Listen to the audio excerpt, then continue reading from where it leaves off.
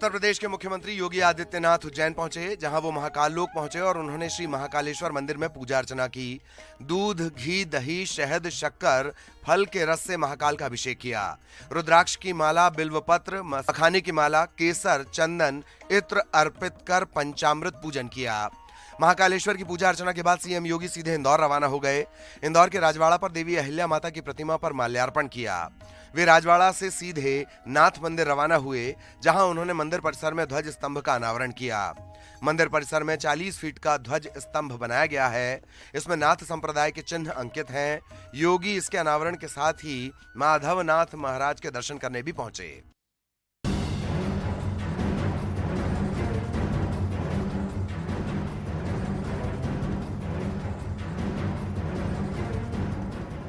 इंदौर में नीट की तैयारी कर रही छात्रा से छेड़छाड़ करने के आरोप में कोचिंग टीचर की पिटाई कर दी गई। उसके कपड़े उतारकर सड़क पर घुमाया गया और पीटते हुए थाने ले जाया गया। मामला रीगल चौराहे का बताया जा रहा है। छात्रा दूसरे जिले की रहने वाली है। पुलिस ने आरोपी टीचर और उसके साथी पर छेड़छाड़ का केस दर्ज कर लिया है। आरोपी टीचर को पुलिस के हवाले कर दिया गया, जबकि दूसरा साथी टीचर फरार है। पुलिस के मुताबिक कोचिंग सेंटर पर छात्रा नीट की तैयारी कर रही है। बुधवार को परिवार वालों ने कोचिंग इंस्टीट्यूट से टीचर को बाहर बुलाया और पिटाई कर दी। टीचर के बीच सड़क पर कपड़े उतार दिए और वीडियो भी बनाया।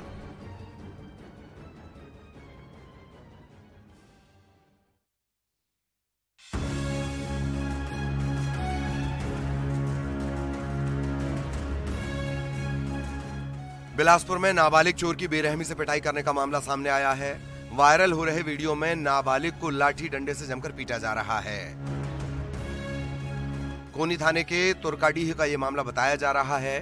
पुलिस मामले की जांच में जुटी है।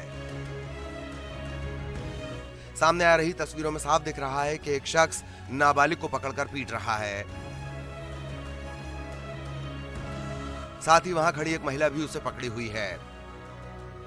तस्वीर वायरल होने पर पुलिस ने मामले का संज्ञान लेते हुए मामला दर्ज किया है और पूरे मामले की पड़ताल में जुट गई है।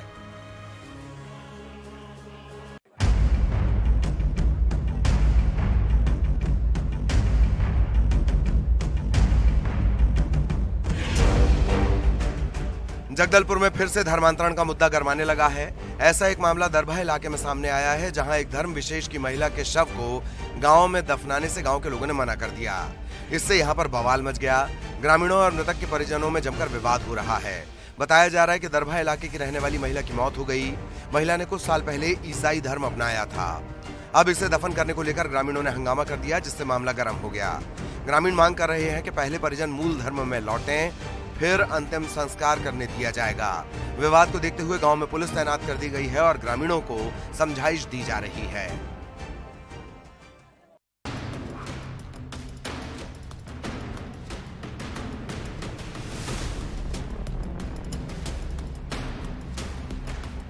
शहडोल शहर के केशवाही चौकी के बस्ती में जादू टोने के शक में 3 महिलाओं ने एक बुजुर्ग महिला की जमकर पिटाई कर दी।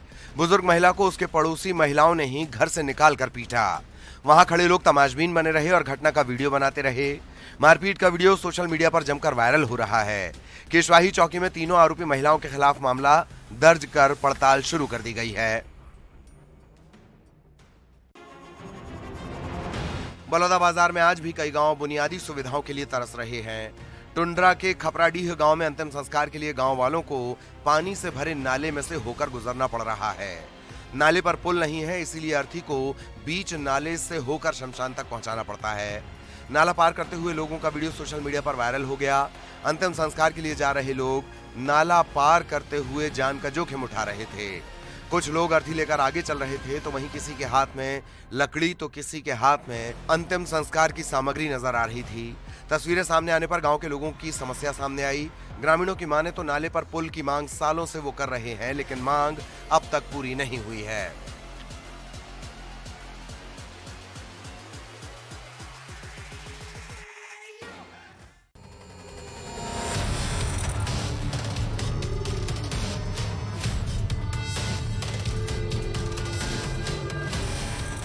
उज्जैन में महाकाल मंदिर के आसपास के इलाके में बनी दुकानों में आए दिन मारपीट और झड़प की खबरें सामने आ रही हैं। ऐसा ही एक नजारा एक बार फिर से देखने को मिला जब श्रद्धालुओं की भारी भीड़ के बीच दो दुकानदारों में झगड़ा हो गया। देखते ही देखते रेस्टोरेंट संचालक ने तलवार निकाली। इसके बाद श्रद्धालुओं में अफरा तफरी मच गई। रेस्टोरेंट संचालक ने चूड़ी कंगन के स्टोर पर खड़ी महिला को तलवार से हमला कर घायल किया। इसका जिला अस्पताल में इलाज चल रहा है। पुलिस ने दोनों पक्षों के खिलाफ केस दर्ज किया है। घटना का सीसीटीवी फुटेज भी सामने आया है। पुलिस का कहना है कि सीसीटीवी फुटेज के आधार पर आगे की कार्रवाई करेंगे।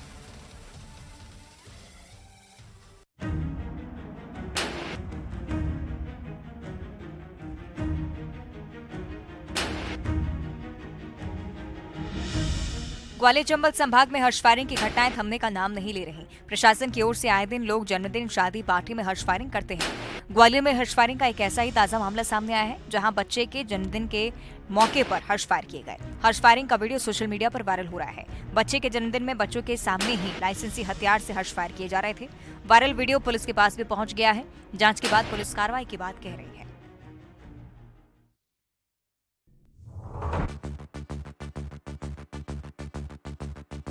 कोरबा पुलिस ने एटीएम कार्ड बदलकर ठगी करने वाले दो शातिर बदमाशों को गिरफ्तार किया है। आरोपियों ने सीएसईबी चौकी में एसबीआई एटीएम में पीड़ित को, जो बाल्को का रिटायर्ड कर्मचारी है, अपना शिकार बना लिया। आरोपियों ने मदद करने के नाम पर पीड़ित का एटीएम कार्ड बदल दिया। उसमें से 2 लाख रुपए की ठगी की। आरोपियों के कब्जे से 47 पुराने एटीएम कार्ड और 2 लाख नकद जब्त हुए हैं। कोरबा पुलिस की सक्रियता के चलते घटना के महज 3 घंटे के अंदर ही एटीएम कार्ड वाले आरोपियों की धरपकड़ हो पाई। इस पूरी कार्रवाई में साइबर सेल कोरबा, चौकी सीएसईबी, थाना सिविल लाइन रामपुर, थाना कटघोरा यातायात पुलिस की सराहनीय भूमिका रही। इसके चलते 3 घंटे के अंदर ही आरोपी सलाखों के पीछे पहुंच गए।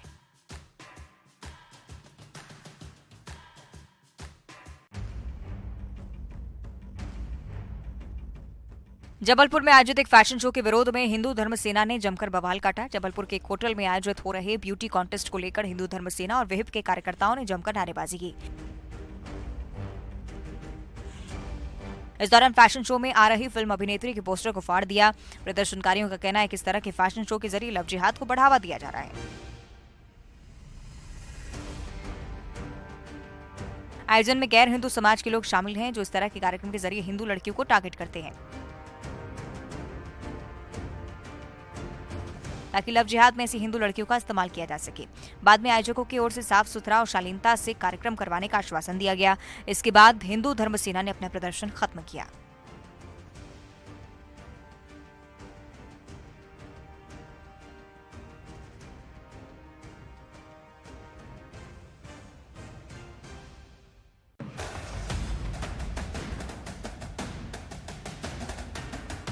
ग्वालियर में डेंगू दस्तक दे चुका है। मंगलवार की रिपोर्ट में एक साथ 23 मरीज डेंगू संक्रमित पाए गए। इसके बाद जिले में डेंगू का आंकड़ा 138 के पार जा पहुंचा है।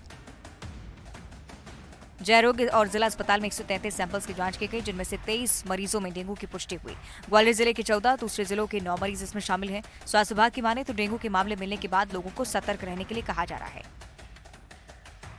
आपको बता दें कि डेंगू एक गंभीर और जानलेवा बीमारी है जो मच्छरों के काटने से होती है, इसलिए मच्छरों से बचाव बहुत जरूरी है। मच्छरों को पनपने से रोकने के लिए घरों में पानी जमा नहीं होने दें।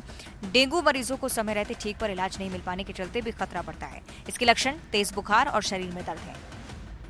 अगर किसी को डेंगू बुखार है, उससे मच्छर काट ले, उसके बाद वही मच्छर अगर किसी और को काट ले तो उस व्यक्ति को भी डेंगू हो जाता है। मच्छरों के काटने से मलेरिया और अन्य बीमारियां भी फैल रही हैं।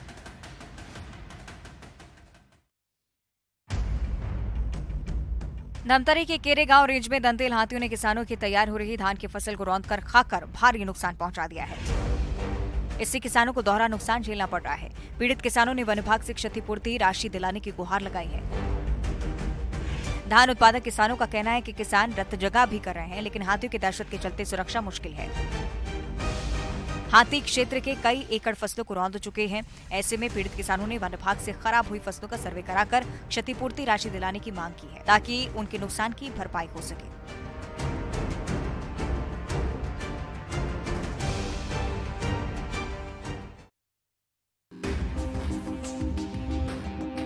गरियाबंद के मैनपुर में वन विभाग के विश्राम गृह में उस समय अफरा तफरी मच गई जब रेस्ट हाउस के मेन गेट के सामने ही लकड़बग्गा बैठा हुआ मिला। विश्राम गृह के चौकीदार की जान आफत में पड़ गई। तत्काल इसकी जानकारी कॉलोनी वासियों को दी गई। बड़ी संख्या में लोग पहुंचे। लकड़बग्गा को बड़ी मुश्किल से विश्राम गृह से बाहर निकाला गया। आपको बताएं कि आसपास पिछले कई दिनों से हिंसक वन्य प्राणी लकड़बग्गा घूम रहा है। ये लकड़बग्गा आसपास की बड़ी दीवारों को फांदकर विश्राम गृह के भीतर घुस आता है। बड़े इत्मीनान से मुख्य गेट के सामने बैठ जाता है।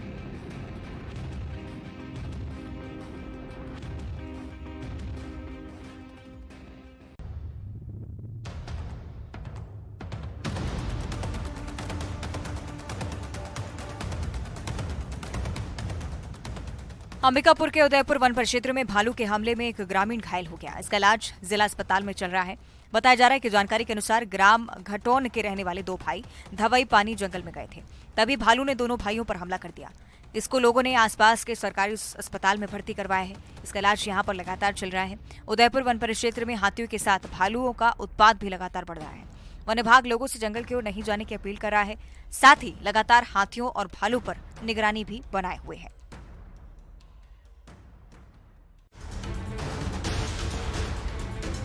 सूरजपुर के भटगांव में नौकरी दिलाने का झांसा देकर 24 से ज्यादा बेरोजगारों से लाखों की ठगी करने का मामला सामने आया। दरअसल एक सौकी के आरोपी छोटू देवांगन ने प्राइवेट सिक्योरिटी कंपनी में वैकेंसी होने की बात कही। युवकों से 20 से 30 हजार तक की उगाही कर दी।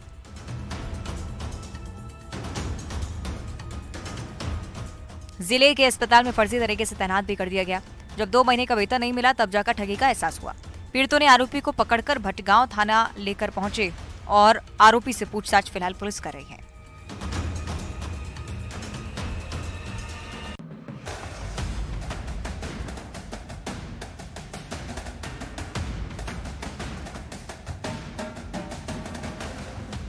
मुरैना में अवैध शराब बेचने का कारोबार जोरों पर है। अवैध शराब बेचने का वीडियो सोशल मीडिया पर जमकर वायरल हो रहा है। इसमें खुलेआम दिख रहा है कि गाड़ी में रखी अवैध शराब की पेटी को गांव-गांव में उतारा जा रहा है। कमीशन पर संचालित अवैध शराब दुकानों पर शराब की पेटियां धड़ल्ले से उतारने की तस्वीरें सामने आई हैं।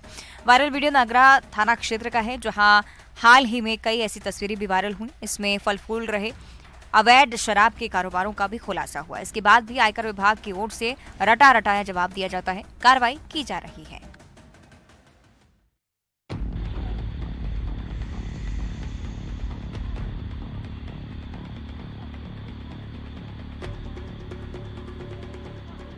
धमतरी के नगरी इलाके में रिजगांव के शुक्ला भाठा नदी में बाढ़ के हालात बन गए हैं। नगरी ब्लॉक के वनांचल इलाके के नदी नाले उफान पर हैं।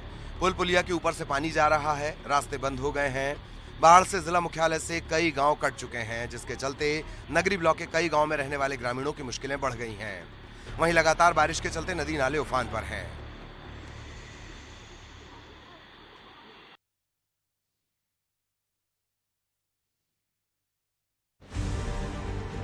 बोकारो में तेनुघाट डैम का 2 रेडियल गेट खोला गया है। दामोदर नदी के जलस्तर में बढ़ोतरी की बात कही जा रही है।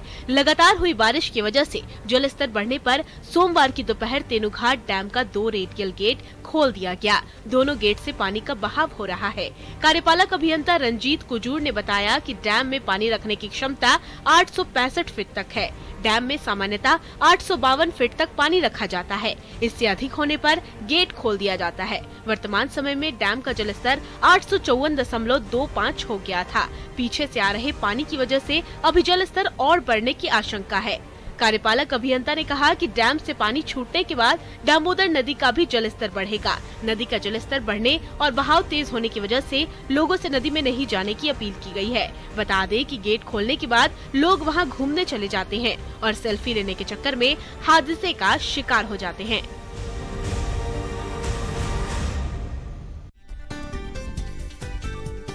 गिरिडीह जिले समेत पूरे झारखंड में सावन महीना के खत्म होते ही और भादो महीना के आगमन के साथ पूरे इलाके में काशी के फूल लहराने लगे हैं। काशी के फूल से पूरा इलाका खूबसूरत दिख रहा है और ये अपनी खूबसूरती से लोगों को आकर्षित कर रहा है।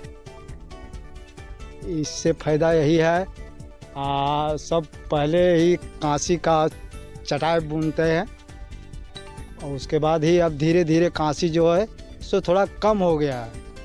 इसलिए पहले बहुत ज़्यादा फूलते थे। ये काशी का फूल है, उसका निकलने का समय कब है, कब ये उगता है? हाँ, भादो महीना जो है वही भादो महीना में काशी का फूल ज़्यादा निकलता है। काशी के फूल जहां एक ओर प्रकृति की सुंदरता में चार चांद लगा रहा है, वहीं दूसरी ओर इसके कई घरेलू उपाय भी हैं।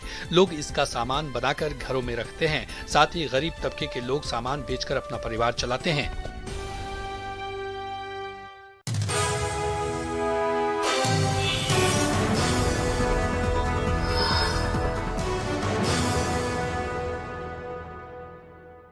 वीडियो आया सामने, पीड़ित परिवार से माफी मांगने का वीडियो, मामले में पुलिस कर रही लीपापोती। पीएम मोदी ने भारत मंडपम का किया दौरा, हाथ हिलाकर लोगों का किया अभिवादन, इंटरनेशनल मीडिया सेंटर का जायजा लिया। ब्राजील में होगी अगली